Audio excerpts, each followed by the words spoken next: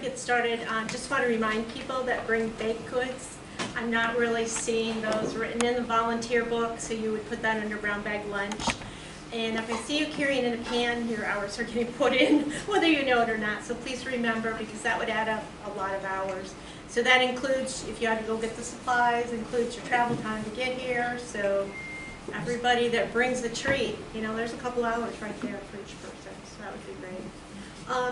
Also want to mention, I'm just a little off on my game here today. I am kind of working through a migraine.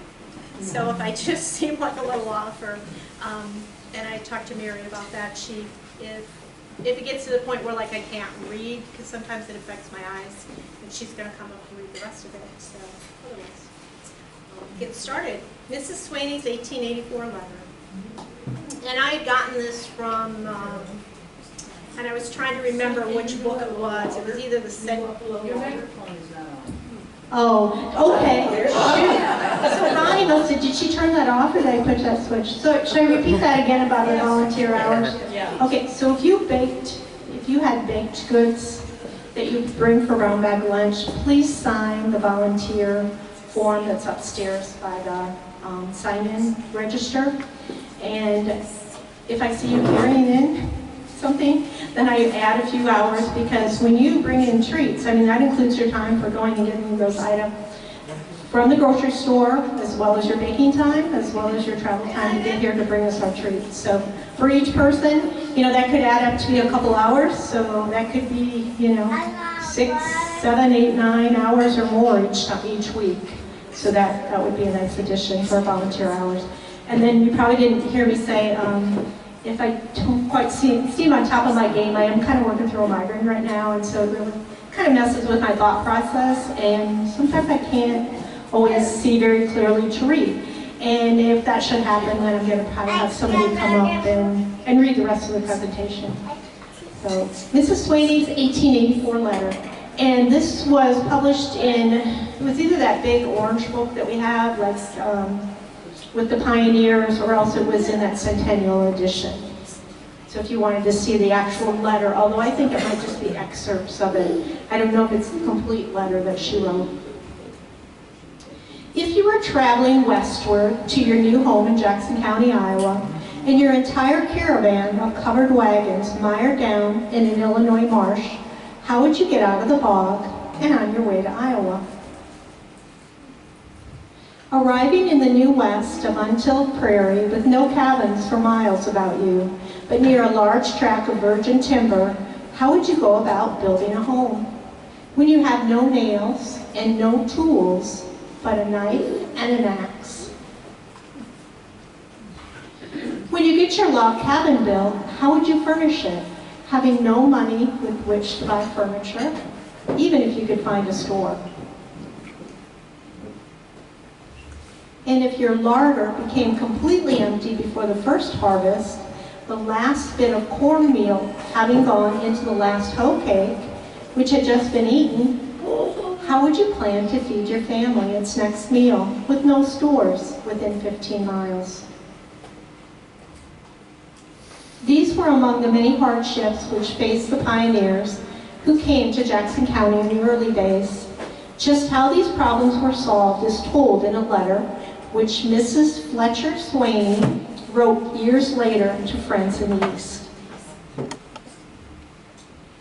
The Fletcher Swaneys came to Jackson County in 1839. And I've shown this before, but this is the map of Iowa Territory, 1838 to 1846. Newspaper publication of an 1884 letter when Jackson County was far west. Interesting letter written by Mrs. Mary Ann Swaney in 1884, telling of early pioneer experiences in Van Buren Township. And also written in that paper then was, the Sentinel is grateful to Mrs. Levi Swaney for the following interesting letter, which was written by Mrs. Mary Ann Swaney. The letter was written at Van Buren, which is also known as Buckeye, in Jackson County, to Mrs. Vanderwalker, a very dear friend who lived in Ann Arbor, Michigan at that time. Mrs. Swaney was a subscriber to the Jackson Sentinel for many years, and also the Sevilla Gazette. And it was always her desire to have this letter published relating the experiences of the pioneers in this community.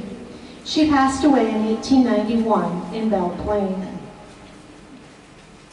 Mrs. Swaney's letter, written at the request of friends who wished to know about pioneer life, was written on fool paper.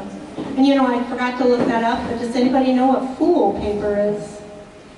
I did look it up, but it didn't have a very good explanation, so I decided they were on the wrong track. Okay. P-O-O-L, pool? Yeah, F-O-O-L. F-O-L. Fool, fool. It's got fool and then a dash and paper was how it was written. The original letter is in the hands, at that time, of Mrs. Fred Gaza of Tama, a granddaughter of Mrs. Swaney. But Stanley Swaney of Macokota, a grandson, has a copy of this interesting episode. Did anybody know Stanley Swaney?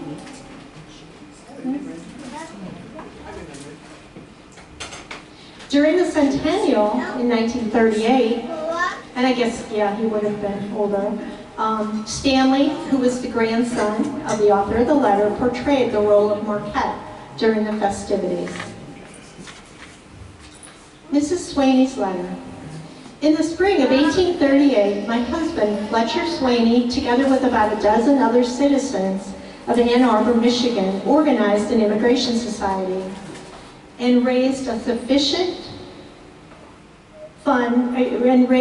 sufficient to send some young men west in search of a locality where land was cheap and where a number could form a settlement in a neighborhood together. The young men selected for this work were William Latta, L.B. Walker, Azariah Prusia, and Barney Bates. They traveled on foot from Ann Arbor to Jackson County to find a place where we could build our homes. William Latta was the son of William and Nancy Johnston Latta. He was the brother of John. Shown are Azariah Prusia and his wife, Martha Louise Osborne. Both were natives of New York. They were blessed with 3 children. Azariah's father, George Caleb Prusia, was born in Lancaster, Pennsylvania. So evidently he followed his sons, Azariah and Caleb, to Iowa, since he died in Van Buren Township in 1880. Azariah's mother, Rebecca Clayton, was born in New York, but she died in Michigan in 1932 and is buried there. So she never got to see Iowa. Her husband had come after she had passed.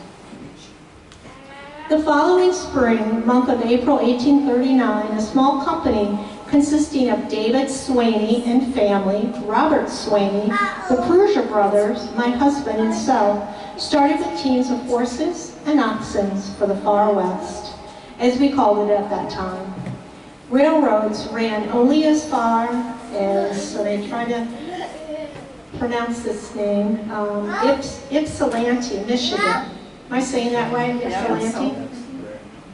And she had it spelled wrong in her letter, so I don't know. Maybe the newspaper might have printed it wrong too.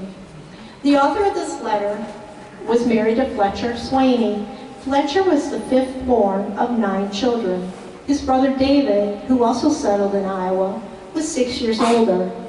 Their younger brother Robert was just 20 years old when they headed for the far west. David Swaney was born in Washington County, Pennsylvania, and his wife Sydney in Ohio. William Latta may have been her brother, and he was one of the young men that were sent ahead. Robert Swaney may have died on the trip and is buried in Ohio. The author of this letter, Mary Ann Gottschall Swaney, was the mother of Emily, Francis, Adelbert, Samantha, and Levi. As their first child was born in 1840, Mrs. Swaney may have been pregnant when making the long journey. Emily most likely died as an infant, and her sister Frances died at age 14. The other Swaney children lived to adulthood.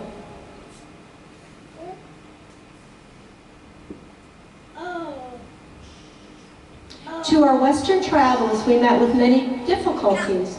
particularly in crossing marshes and lowlands, where teams would often mire down and the load get stuck in the mud.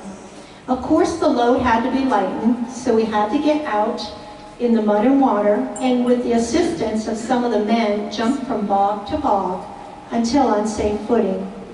Then with double teams with a man at each wheel, and a hooray, hurrah, and a pull all together, perhaps they would get out, perhaps they would not. If not, then the next thing was to unhitch the team, lead them out to solid ground, then with ropes and chains hitched to the end of the tongue, and with all hands, they tried again. Inasmuch as the women could help pull on the rope, it had to come. Most of us were educated in childhood that where there was a will, there was a way. And while the teams were resting, the men would clean off the mud from their clothing with the prairie grass. These cases were almost daily occurrences. Can you imagine? Through Indiana and Illinois. As the country was sparsely populated, we often traveling 50 to 20 miles between houses. On the first day of May, we struck the great father of waters, the Mississippi River. There was only one way of crossing, and that was on a flat boat propelled by poles, when bottom could be reached and by oars in deep water. I said but one way, I meant for teams, for there were skiffs accompanying the boats, all under the careful charge of the propeller of the boats, W.H. Eldridge. He had settled the previous year on the Iowa side in a small town of 4 or 5 houses called Charleston, and afterwards changed to Sebula. We had much dreaded the crossing of the river, but the old saying came to my mind, a faint heart never won a fair lady. And the same would apply to the home in the West. So I seated myself in the skiff, accompanied by a small boy. The skiff being chained to the boat. I took off my bonnet, washed my face and hands, and combed my hair, and in fact enjoyed the ride very much. The river there being full of islands, we had to go about 2 miles from shore to shore, but we landed safe on the Iowa side and found few settlers. We still had 10 or 20 miles to go to get to the place where those who had preceded us had made for us a claim, and had started a settlement. After the men had purchased some flour and other necessities to make a few square meals, we started for our homes that were deep. Later, we named the place Van Buren. Our teams were stuck in the mud several times, but we wallowed through all the same, very much fatigued, yet most overjoyed that we were at the journey's end.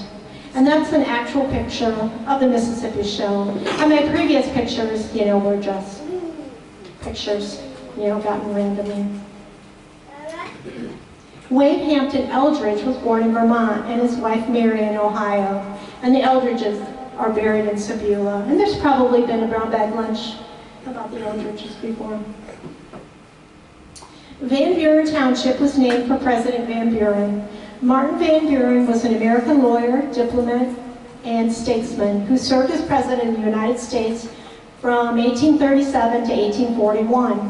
When he took office as the 8th president, he became the first president who was born a U.S. citizen. Almost immediately, he faced a national financial panic, brought about in part by the transfer of federal funds from the Bank of the United States to state banks during Jackson's second term. He was also the 8th vice president. How could you be the 8th vice president? Maybe I don't have that right. You can be the 8th president and the 8th vice. But he was also the 10th Secretary of State, both under President Andrew Jackson. He lost re-election because voters blamed Van Buren, seeing him as unsympathetic to struggling citizens during the Depression. The boys who had come here the year before had built a log cabin, which they were living and keeping batch, as they called it. They had an iron bake sitting in front of a huge fireplace with cornbread in it for baking, their breakfast for the next morning.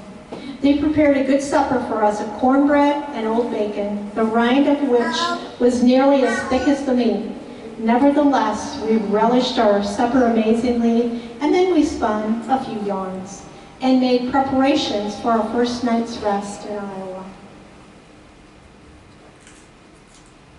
Next morning, we took a view of our beautiful rolling prairie covered in green grass. No roads except what the boys had made the year before. Not a house in sight and none nearer than 2 miles. No fences to prevent going in any direction. After looking around and finding a claim which fell to our lot, for all of us took up what we claimed as the land was not yet in the market.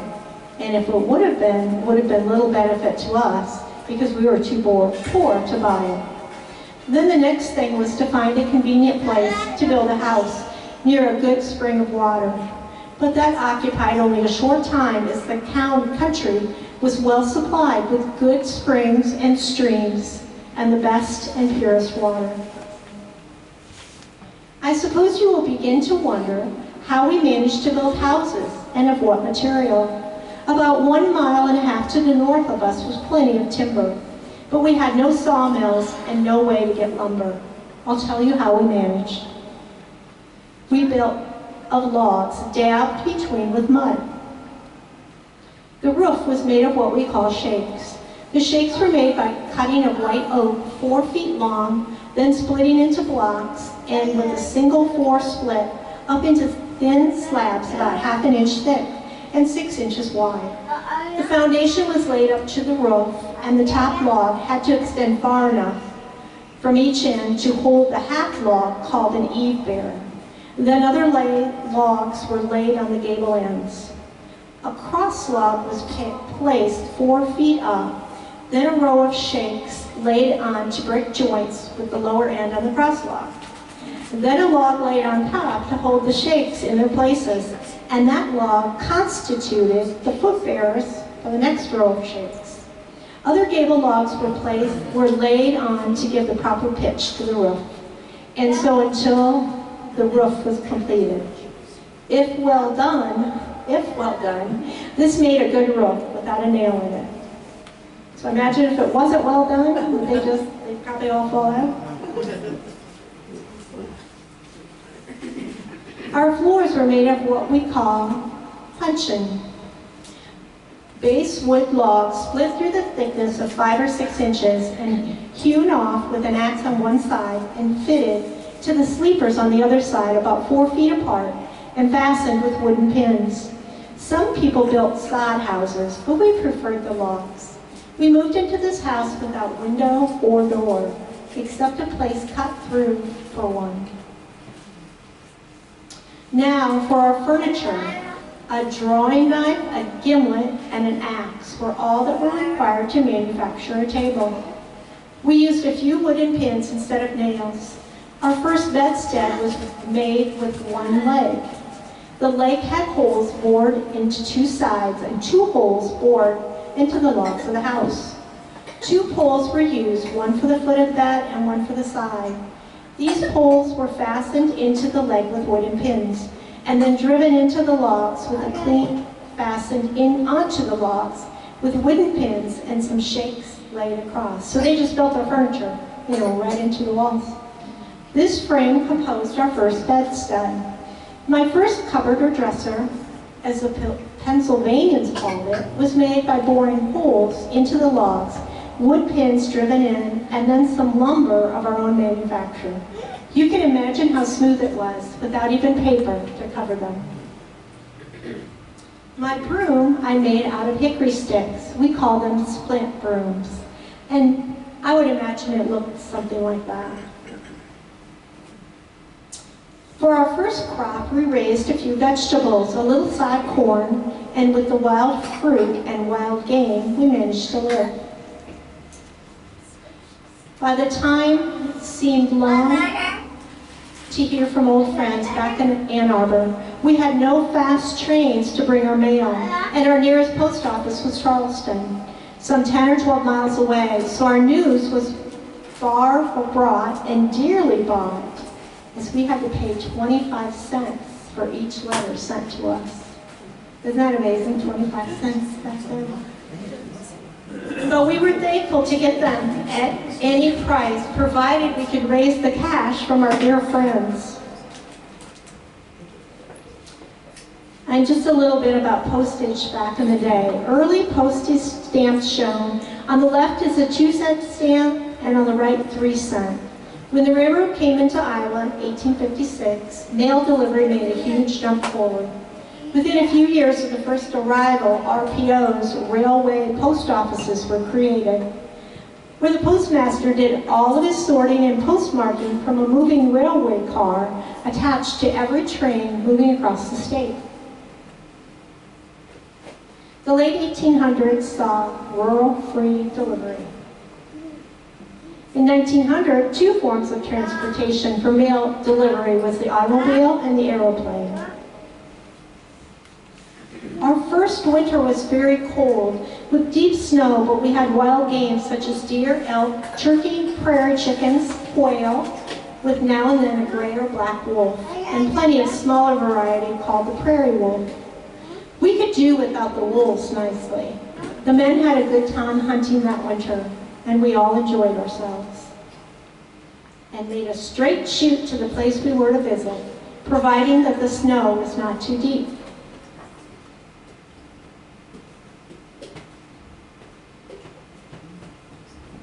Our first party, a Christmas ball, we shall always remember. A Mr. Van Deventer, living some 3 miles from us, had the largest log home for miles around, situated near the Maquoketa River, at which place it was agreed to have a party. The men set a day just before Christmas on which to have a general hunt for turkey and prairie chicken to be dressed and brought along for our suppers. Mrs. Van Deventer had a large kettle holding 10 or 12 pails full. This was brought into use soon after all arrived. The chickens were all cut up, and with a few potatoes and turnips, were put on cooking, while only the turkey, captured, was suspended over the fireplace over a dripping pan to catch the gravy. While supper was cooking, all joined in the dance. A young man by the name of Westbrook, who had just come into the neighborhood, brought a violin, and as some of our boys were musicians, each stood his turn in playing, and all went merrily. But as the stew and turkey were about done, I thought about that, because when we make a turkey, they take like a really long time. And did they just cook that much faster over an open hearth like that? We had to clear the center of the room, and with benches and boards, made a table, and soon our supper was announced. Standing around the table, we just more than enjoyed the feast. Our chicken stew and cornbread was relish, equal to the best meal that could be set before a queen, and we all enjoyed it. Our dressing room was a root house made to keep vegetables through the winter, where we ladies all repaired to change dresses after cleaning the table and washing the dishes. We continued dancing until nearly daylight. This party just went on all night long. The larger portion of our party was composed of young married people. We had one lady with us who lived some 12 miles away, escorted by L.E. Walker, who went for her with an ox team, making the round trip and taking in the dance in the short space of 3 days. There were several other young men who had been glad to have brought ladies, but there were none to bring.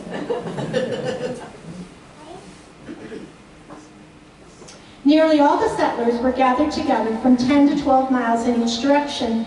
We went with an ox team, our load consisting of R.B. Wyckoff and his wife and one child, Azariah Pruja, myself and husband. Mr. Wyckoff brought with him his baby cradle, or settee, as an accommodation to himself and others who had babies that could not be left at home. So then I thought about that. They said could not be left at home. So they left the other children at home then for 2 or 3 days? They must have. I don't know. Said cradle being the only one in the neighborhood. His baby boy, being good-natured, could stand for little crowding, as the other babies who had to occupy the cradle were girls. And shown as a cradle from the 1800s, so his may have looked something like that, but fitting 3 babies in there, I don't know.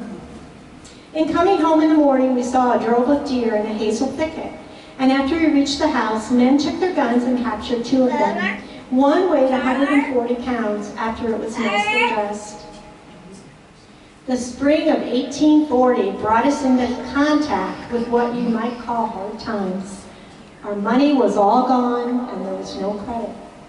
I often think what a blessing it was that no credit was given us, as necessity made us use greater economy and taught us that we could rough it through until we raised a surplus and were in a measure independent. I just can't imagine, just very nice. When all of our cornmeal was used and the last hoe cake in the skillet, my husband said, "What course is now to be taken to provide something for you to eat?" I said, "Don't worry about me, there will be a way provided." We had lived 1 week on cornbread and water without tea, coffee, or salt. We had planted some corn in the spring and it was now beginning to harden and fit to grate. I took a tin pan, punched the bottom full of holes, and made a grater. Then went to the cornfield and selected some of the earliest ears. By rubbing it across this grater, I found no difficulty in supplying ourselves with bread for a month at least. Our first molasses was made in the following way. As we knew nothing of sorghum at that time, I took the common corn stalks, cut off above the ear, and after cutting off the tassel, I then cut the stalk into pieces, about 1 inch long. I put these in a pail or kettle with water sufficient to cover it, and commenced boiling out the juice, skimming off occasionally and filling in more stalks until the water was about as sweet as maple sap. Then I skimmed out all of the stalks, strained the juice, and boiled down to the thickness of common syrup. Does anybody still do that today? Make syrup that way? Never heard of it. I think it made better molasses than at present. Hence you see, where there is a will, there is a way. You may ask, how did you manage for sauce and knickknacks for the table for the first summer? We had none, or at least very little. And if by nick and tuck we got a little, we hadn't the neck to keep it very long, as it helped to wash down our cornbread. This was a splendid country for wild fruits such as strawberries, gooseberries, plums, crab apples, and wild grapes, which grew near the timber and along the streams. But with the exception of the strawberries, we got but little until fall. We also had some blackberries, but not plenty, until the country became somewhat settled, and the fires stopped running, as that would kill the bushes each fall. However, it took considerable sweetening to make such fruits as gooseberries, crab apples, and grapes fit for eating, and we had no money to buy, so that let us out except for such sweets as we could manufacture from our own corn stalks. We did get an abundance of pumpkins and melons, and to supply the place of apple butter, which we had been so accustomed to in our Eastern home. We took ripe watermelons, cut them into pieces, boiled a few minutes, strained the juice, and boiled it down until quite thick. Then we would take ripe muskmelon peel, cut it into small pieces, put it into the kettle over slow fire, and stir the same in making the apple butter. Spice to taste, and you have a good substitute for apple butter. When the pumpkins got ripe and we wanted an extra dish, we took 1 cup of stewed pumpkin and 3 cups of cornmeal, a little salt, or without any, as we sometimes had none, mixed with cold water, bake in an iron oven before the fireplace.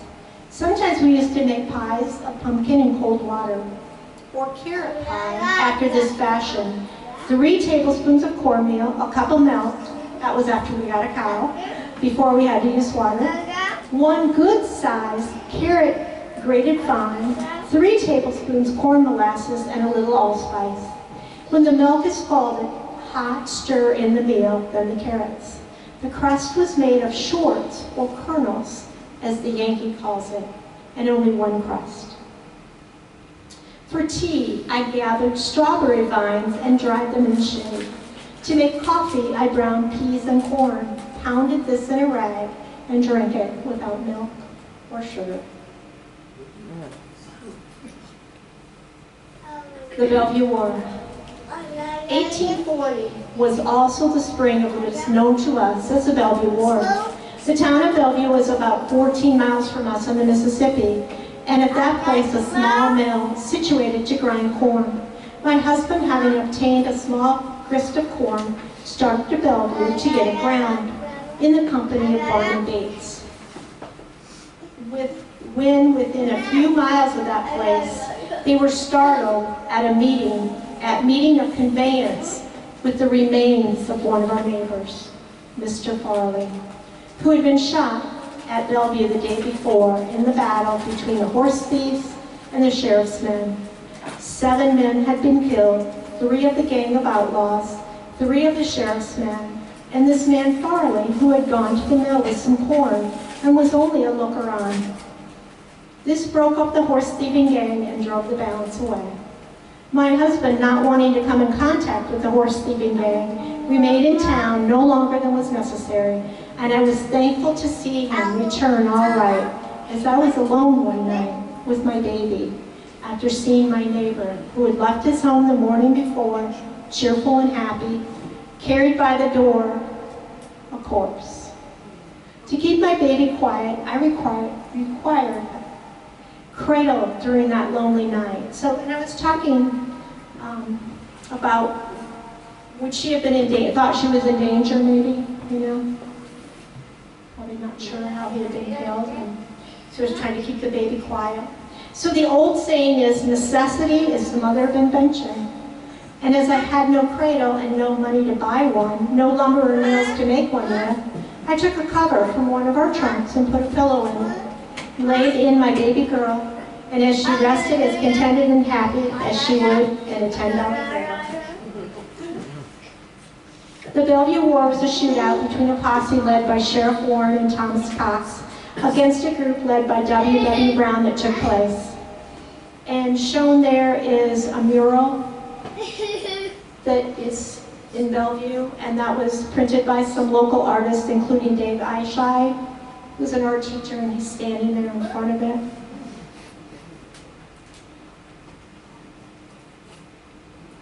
Andrew Farley was born in Ireland in 1794. He died at the age of 45 in Bellevue. He is buried in Farley Cemetery, Van Buren Township.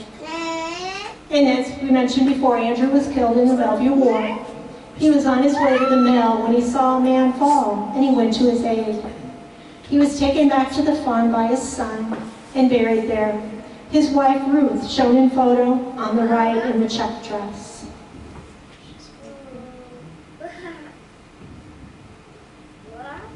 Andrew and Ruth were the parents of 9 children. The children's ages at the time of their father's death would have been 1, 3, 6, 7, 10, 13, 15, 17, and 18.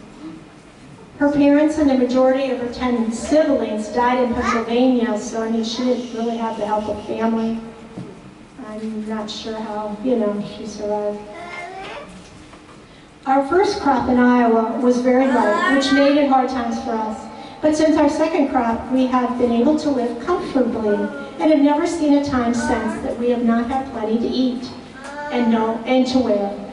It was true that our habitations were rude, and so were part of our agricultural implements. But we left our homes in Michigan and came west with the determination to make ourselves a home here. We were mostly young people, full of life and ambition, and so we have succeeded and have never felt to regret our course. It took about 5 yoke of oxen to break to our first prairie breaking, and after that, 1 yoke or 1 span of horses could do the plowing the same as back in Michigan. The grain sown by hand, harvested with a hand sickle or a cradle, and tramped out on the ground with oxen and cleaned by the natural wind. Our drags were made of the crotch of a tree, with wooden pins for teeth, and our corn plow was also made from the crotch of a tree. One part was left long for the beam and the other part made short, and hewn off, rounding in shape of a single shuttle plow. We called them go doubles, but they answered the purpose until we could do better. We probably have one of those in the machine shed. Do we?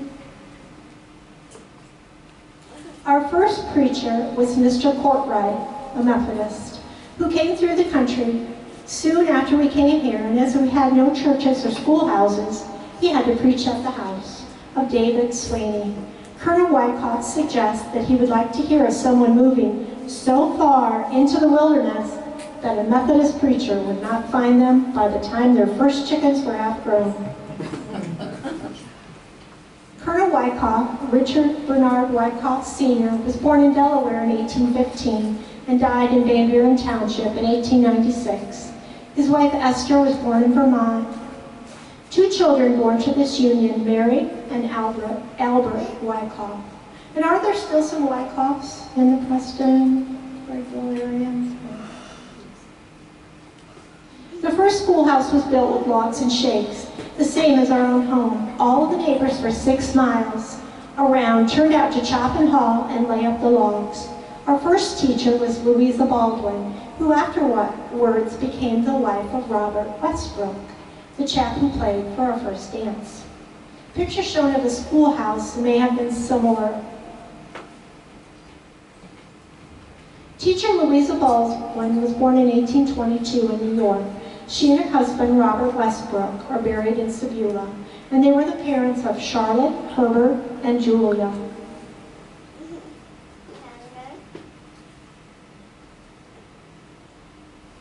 After Louisa died, Robert married Amelia Fry, and 2 children were born to this union, John and George Westbrook.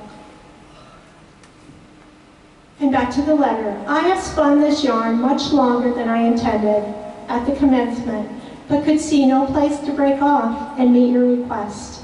But were you to visit this country now, you would know nothing about it from my descriptions, everything being so changed. Where were our log cabins now looms up the fine residence, trees scattered around and along the road from 2 to 3 feet in diameter, and the country looking much older than when we left there. Farmland is worth from $50 to $60 an acre.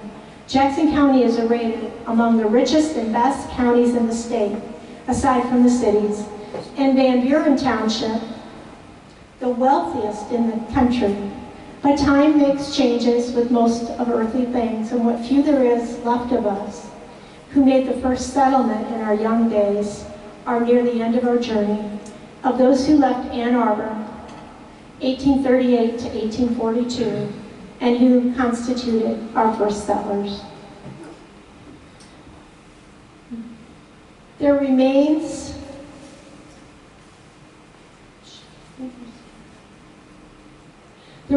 yet remains in this township my husband 71 years and myself 64 years, old David Swaney's widow 68, and oldest daughter 48, and Azariah Pruja 63, who was the 16-year-old boy who came with the first boys.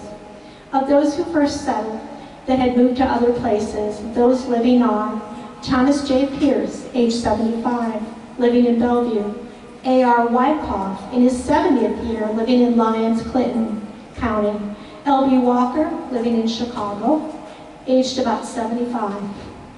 All of the rest of the older class have passed the river of death. Let me repeat their names, as you may have known some of them. David Swaney, Alexander Swaney and wife, George Pruja and wife, M.W. Tisdale, Mrs. R.B. Wyckoff, Mrs. T.J. Pierce, and William Mata. These are all I can recollect who came from Ann Arbor. Of the early settlers from other places, and much proportion have passed away, as they were mostly older people when they came here, and but few are left. It is now nearly 46 years since I left Ann Arbor, and I suppose the changes in town were much that I would hardly know the place where I to visit. I had always hoped to someday make a visit back there. But as so few of my old acquaintances are left, my age and other infirmities tells me that I had better remain at home. What little time I have left, Mary Ann Swaney. And shown is, that's a picture from Ann Arbor, and that eventually became the University of Michigan. So that probably was about what it, well, and it says 1825, so when she left, that's what her hometown would have looked like. Mary Ann and Fletcher Swaney are buried in Buckeye Cemetery in Preston. And Sydney Lotta Sweeney and her husband David are also buried in Buckeye. And You had, Laurel, you had some news that you wanted to share. Well, one thing I do remember that I went to high school in 45 and 46 in the war years, and we were short of teachers at the time, and they got Grant Farley, and he was an old man then, to come and teach government in high school. And I mean, it was tough times in World War II to find teachers, and he came and helped us out. And then you said you also went to school with the... Oh, yes, and then I do remember there was a Mary Ann Swaney that went to school in Preston back in the 40s, but she didn't graduate from Preston. And so she was, that Mary Ann, that was her maiden name, Yes, so that was her she was name. probably a descendant of these Yes, she Swaney. must have been a descendant. Yeah, I don't know anything more about her. Does anybody else have anything to add about any of those families from that area? The Buckeye Cemetery isn't too far from where I live. It's very close to where you live? Okay. And that's not a very big, I've been there before, it's not a very big cemetery, but It's not really accessible, really easily accessible, I don't think. okay. A bunch of my family's buried in the Buckeye Cemetery. They are, okay, and the last name is That would have been Clemmings. Clemming? Clemming, yeah. If you would ever drive out there, the sign is going to say Van Buren Cemetery. Oh, it says Van Buren instead of Buckeye? I think there are actually known as two Buckeye cemeteries. There's a small one lies to the south of a much larger one. The small one to the south, I think, is a historical, what do they call it, a Van Buren. pioneer cemetery. The The pioneer one to one's the- called Old Van Buren. Okay. And I think I've been to that one, I think some of the oldest stones. The larger one, it says Van Buren Cemetery, but under it's Buckeye. Out there, my experience has been, it's known by both. It is? Yeah. Okay. But there's two then, so that's Yeah. good to know, there's two Buckeye cemeteries. That Swaney tombstone, I was just looking at that recently, Memorial Day. That's made out of zinc. I You have know. wondered about that, I've seen And quite a few it of looks those. like it's brand new today. They do. They Yeah, all do, they weather retained it That was well. a great material to really use. well. Yeah. They don't deteriorate. Yeah, the lettering. Are they in the old Van Buren? No, in the newer one. The They one are on in the top newer of the one? hill. Okay. Roger, did you have anything to add? You know, you're kind of from that area a little bit. Well, the cemetery we relate to, or our ancestors are buried, is close to where Lee Johnson farm is, and that's where all our Scotch-Irish settlers came. That would be the Rathburn one that he's referring That to. you're talking about. Right through Leroy and Charlene's Yes. driveway. Okay. Yeah. Just a little plug, the Van Buren, the Buckeye, the northern one, the larger one, is a very economical place to be buried. Last I knew, the plots were only about $100 a piece. Really? Wow. Oh. And there's a lot of room for expansion. And they are selling for lots. Oh, yeah. Okay. That's quite a Yes. There's a Prussia in that cemetery too, but I don't know what name, what the first name is. but- Yeah, and I think the That was most a of common Prushia's name, there. because I have relatives that are Prussians. Do Right, Roger? Well, I remember Prushia's living near the Maquoketa River, down by Brady Camps at one time. There were Prussia's that I... Prussia, the Maquoketa goes over to Green Island, so we go through that township too. Yeah. And I think I mentioned before in one of my husband's family books, it talked about how this, I think it was Azariah Prussia, had carried my wounded great-great-grandfather in the Civil War to safety, but he was never wounded. So I'm not sure who it was, whose life he saved, or in case he was just sick or something, I don't know. A lot of history there. It's just amazing what that family went through. And And so they hadn't regretted coming, you know.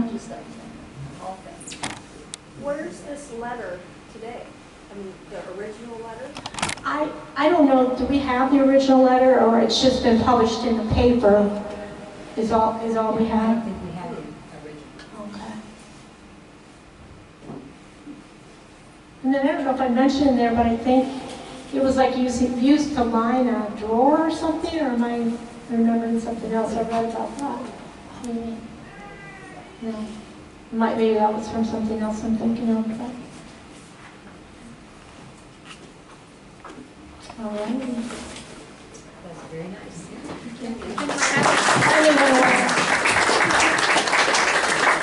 Oh, I have one more question. Sure. When you're talking about building the cabins, Yes. and they're making shake shingles, Yes. what did they didn't have nails. What They did didn't have use- nails. What did they use to hold them in place? And that was kind of a long description that I read. It kind of got lost there, but there was a way that they stacked other wood across them, I guess if I understood it right. Then maybe you did a row and then you laid something across. What was the name of that procedure? Does it have a name to designate it? I was a little confused on that too. I'd like to search a little bit more. I don't know. When we did some remodeling on the back of our Main Street building, he had been an Amish builder and he used the shakes But there was on ours. I don't know. There's probably nails in those. a long. But yeah, it's interesting how that would stay. It would have to apply some pressure. Unless they use pins, some kind of pin that they were using since they didn't have any nails. And I just read the letter the way she explained it, but yeah, it was just in such detail, I was kind of lost in how that was really built. Thank you. Thank you.